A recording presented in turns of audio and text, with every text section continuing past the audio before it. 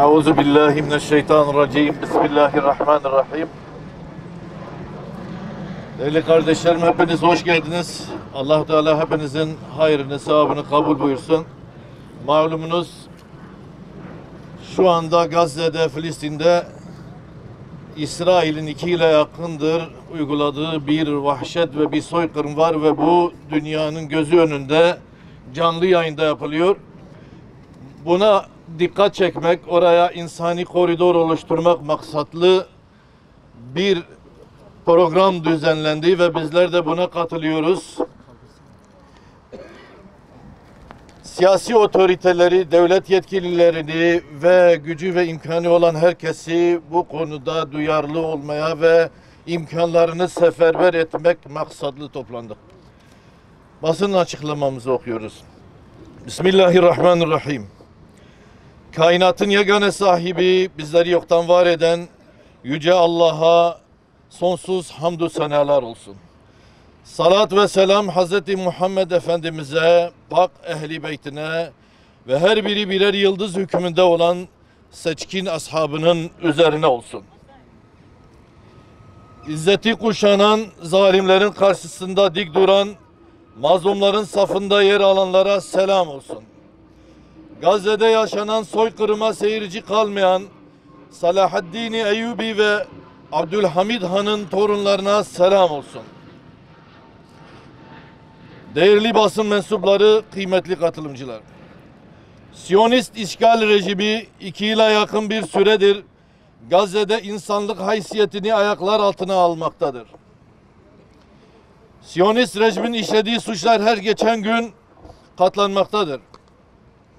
Bir millet dünyanın gözleri önünde yıkım, talan, açlık, kıtlık, insani tüm ihtiyaçlardan yoksun bırakılarak ölüme terk edilmektedir.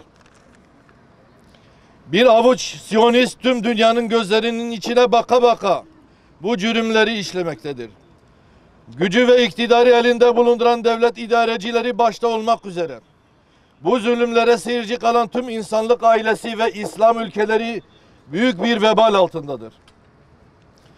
İslam ülkelerinin sessizliğinden istifade eden işgal rejimi Gazze'nin %90'ından fazlasını enkaza çevirmiştir. 7 Ekim 2023'ten bu yana 60 binden fazla kardeşimiz şehit düşmüş, 150 bin civarı kardeşimiz ise yaralanmıştır. İşgal rejimi yapmış olduğu insanlık dışı cinayetlerin yanında Gazze'de açlığı silah olarak kullanmaktadır. Yaptığı bunca zulümden sonra sözde insancıl gözükmek için kurulan yardım noktaları birer katliam noktalarına dönüşmüştür. Yardım noktalarında yapılan sistematik saldırılarda şehitlerin sayısı her geçen gün daha da artmaktadır. Gazze'de yaklaşık 2 milyondan fazla kardeşimiz yüksek derecede akut gıda güvensizliği ile karşı karşıya bırakılmıştır.